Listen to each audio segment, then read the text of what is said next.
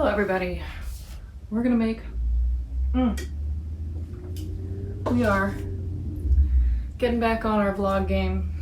I know we've taken a bit of a hiatus, if you will. But we're back, baby. We're back like we've never left. And we're gonna make this is dead.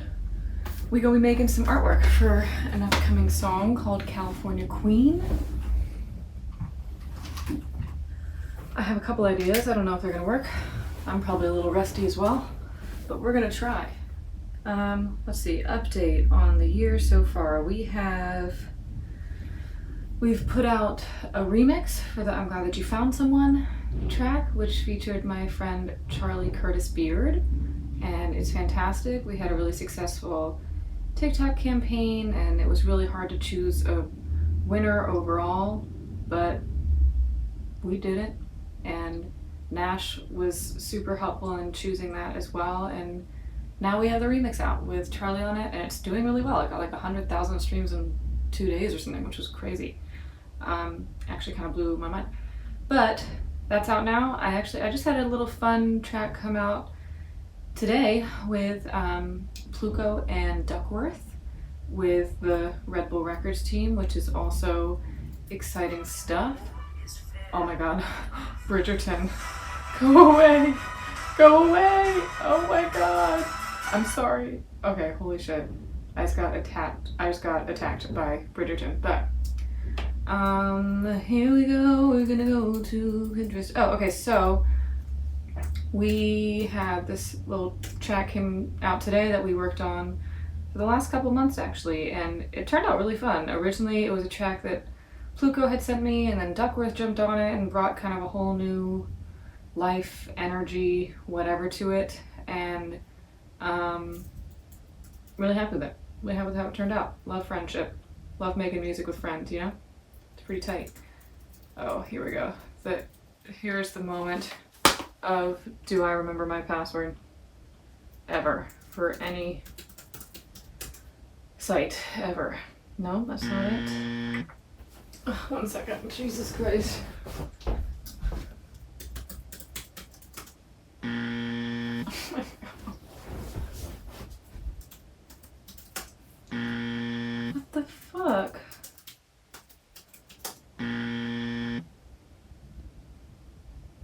And we're in, baby. It's that simple. Not simple at all.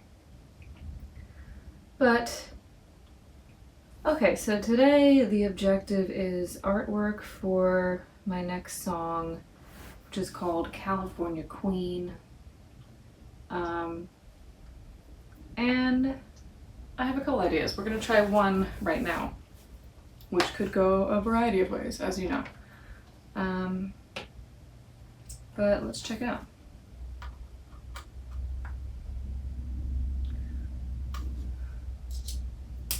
Step 1.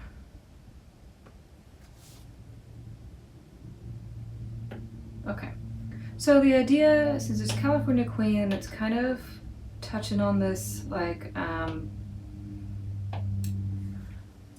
it's kind of like we used to be the king and queen of Los Angeles, whatever, and now you're not with me anymore, so what does that make me, kind of thing. So it's sort of like a queen without a crown anymore, or maybe you're realizing how fragile that whole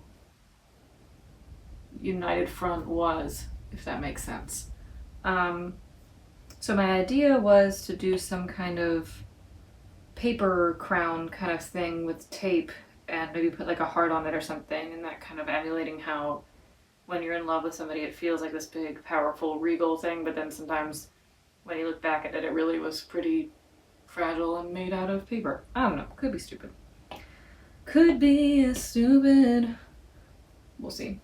Let's see if I can save this image. Just have a little image that I like the crown from it. I'm not going to use the face from it, but I'm going to see if I can use that crown as a little reference for, you know, how I do. This guy. Yeah, here we go. Okay, maybe if I even... Hell yeah, there we go. Let's try it. This song is actually pretty interesting though because it it's one of the oldest in terms of putting out songs and how long ago you wrote them. This one has had the longest gestation period for sure, like without a doubt. And um, yeah, I wrote this like maybe 3 years ago with a friend of mine, Ryan Feinberg, and it's just been we wrote it and we knew it was good, but I was also a much different writer at that point, and I kind of just I tabled it for a little while. I wasn't really exactly sure what to do with it, and then my first instinct was like, let's produce it out, because it was like this piano demo situation. So we go to record this or try to do a whole produced out version, and it just sounded like too much. It just didn't sound like it didn't sound very natural, and I think my vocal delivery was like weird, whatever, so let that slide. And then but the demo still sounded great. We just kind of could not accept that as the version for whatever reason at the time. And then we were in New York and I was working on a different artist project, um, and we were like, oh, we should record this at like a really nice studio in New York and film it and make it a whole thing. So we did that, and we went to this really, I forget what was the studio called in New York, somewhere. Went to the studio in New York and spent a bunch of money recording it on a fancy mic and a grand piano and all this shit, and only for it to just again fall kind of flat. It just wasn't quite right.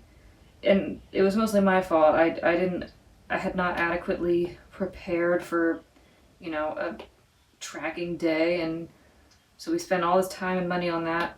And then still the song took another like death again because that artist project kind of fell apart, and then I was starting at this new one and it just didn't make sense to release that song first. And then finally, all these years later, it it just kind of started to finally make sense that maybe that song would be next. And this was only in the last year or so that we had stumbled across the demo again. We were like, you know what, this actually still really works. And I think for me specifically, it was kind of one of those, I think I was writing a lot of mediocre songs back then, and this was one of those gems. Like, I think I always talk about songwriting in the way that Ed Sheeran talks about it, and he says that songwriting is kind of this, it's like you start running a faucet, and at first, like a dirty old faucet in like an old house, and you first start running the faucet and it's like all dirty brown shit water, and then you keep running it and it starts going like little spurts of clean water and then shit water. I might have even told this analogy on a vlog before, who knows. But long story short, I was still, I think, riding a bunch of shit water at the time, but this was one of the spurts of clean, and I think that's why it was pretty cool that it still was able to have its moment, but it had to kind of go through this whole ups and downs and ins and outs of everything until finally deciding that we were going to use it. And I ended up, against the better interest of everyone involved, I listened to it when we finally decided to put it out again, and I was like, you know what, this New York version is not the thing. I gotta start from the demo where the magic was kind of created. And now I'm much less scared of that. Like, if anything, I used to be super into the idea of recording vocals really fancy and having a full vocal day, and now I'm just like, yo, if the demo vocals sound good the day you wrote it, use those. Don't waste your money. But so that I just used the demo vocals from that, and I ended up starting from scratch, just as now revisiting it with a different mindset. I have been doing a lot more of my own production, and so I think it felt like, I just felt really like the right thing to do was for me to take a stab at producing it. So I did, and I was pretty pleased. And I still, like, by producing it, I still want it to feel really stripped and not overproduced, not like crazy drum heavy or anything like that. But it still needed a little something to kind of elevate it past just straight up piano demo. And I was pretty happy with how it turned out, and especially now that it's getting mixed and stuff, it's sounding a lot more polished and put together. And one thing that I read in a book this week, it's this songwriting book. Actually, it's right here. How to Write One Song by Jeff Tweedy from Wilco. But one thing that he says is that nothing is ever finished. It is just abandoned in an interesting place. Excuse me. Which I thought was a very poignant statement and super true for, I think, anyone that is doing music, because that song in particular, it's just been through the ringer so many times. It's like, how can I possibly decide when a song like that is done, you know? And so I kind of just tried to learn to let go a little bit more this last week or so as I've been in the real finishing process of it. And it's just like, at some point you gotta stop putting so much pressure on it and just let it be what it was. So, you know, I'm pretty happy with that shape. I'm not totally sold if this is going to be the artwork or not. But it could very well at least be one of the supporting pieces, like I do. I'm going to have to play with a few different ideas for what ends up being the final piece. But this could work. I don't know. We'll see.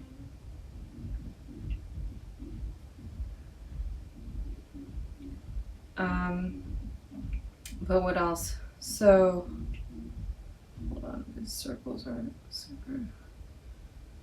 Okay, cool. Actually, let's move that down a little bit.